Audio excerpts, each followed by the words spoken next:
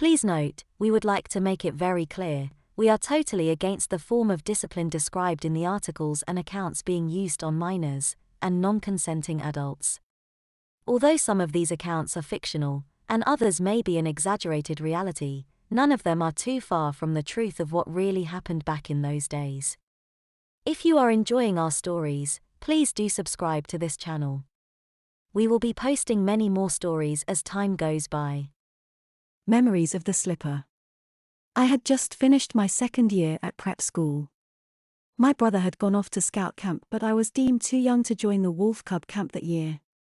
Instead, I was invited to spend the first week or so of the summer holidays with a school friend, Ian Gibbs. I got home just long enough to pick up a case of home clothes my mother had packed for me, and Mrs. Gibbs then drove me and Ian over to their home, which wasn't very far from ours, getting there in time for lunch. It was a dismal day, with the rain coming down in sheets, so we boys were effectively confined to the house under instructions from Mrs. Gibbs to play quietly. How about a board game, perhaps? Well, we tried a board game or two, but we were looking for something more exciting than Cluedo.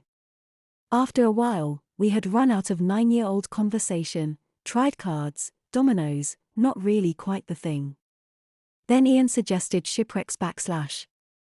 The object of this game was to go round a room without touching the floor.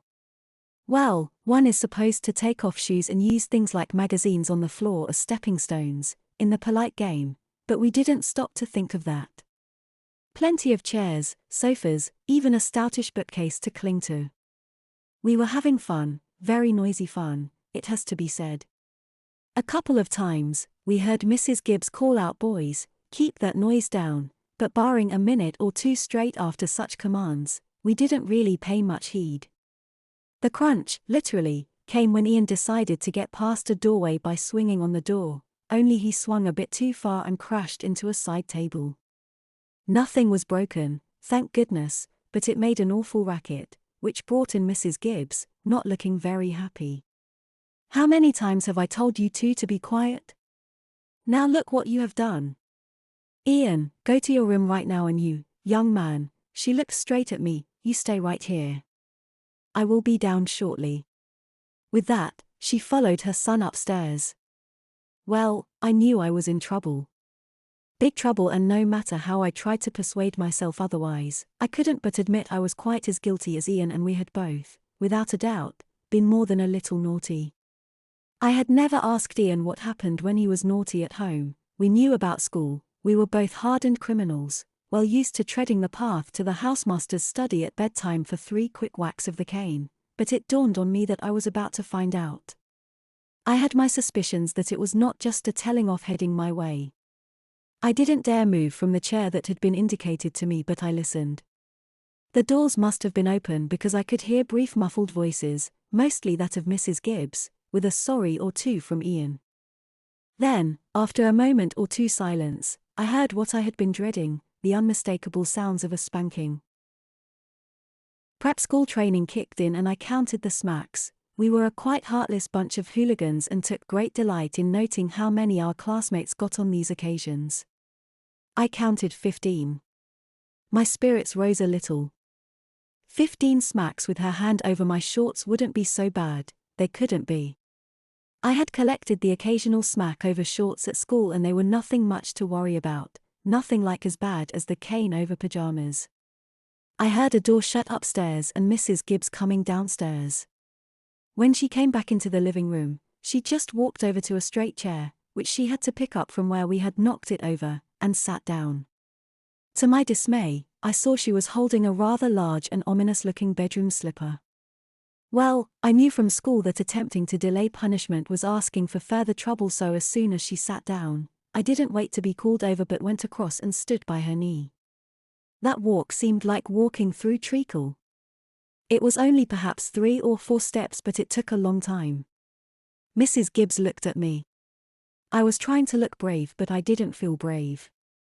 I just wanted to get it over with, and I was dreading the lecture before the painful bit. But she just looked at me and said, "I see." Then her hands moved out, and before I knew it, my shorts were round my ankles, followed quickly by my underpants. All I could think of was how painful that slipper might be on my bare bottom. Have you ever had one of those moments when you realize you have just made totally the wrong decision and it is too late to change it? Well, it was one of those moments. As Mrs. Gibbs took hold of my wrist and pulled me across her lap, she said, "Now, young man, I wasn't going to spank you, oh heck, as you are a guest, but seeing as you seem to expect it, it's only fair you got what Ian got."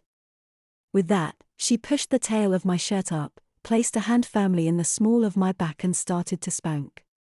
The first smack of the slipper stung, not quite as fierce as the cane, perhaps, but it still made me start, and the second arrived before I had readied myself, followed by the rest in rapid succession.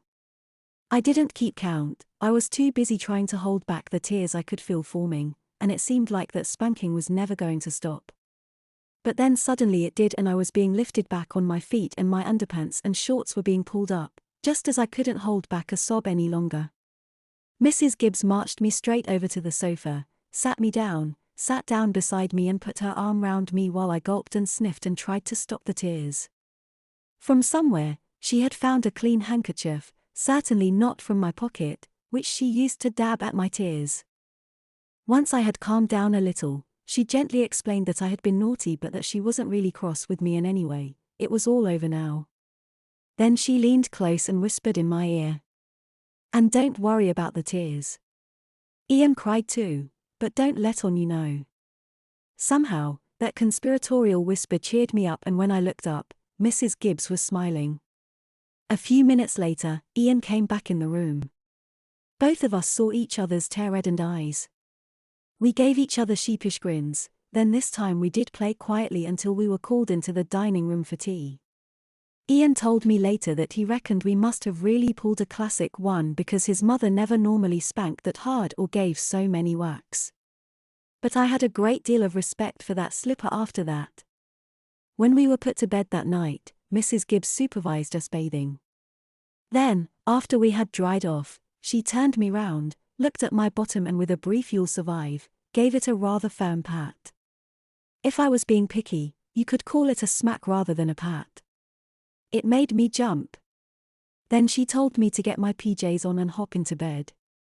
I don't remember her turning the light out.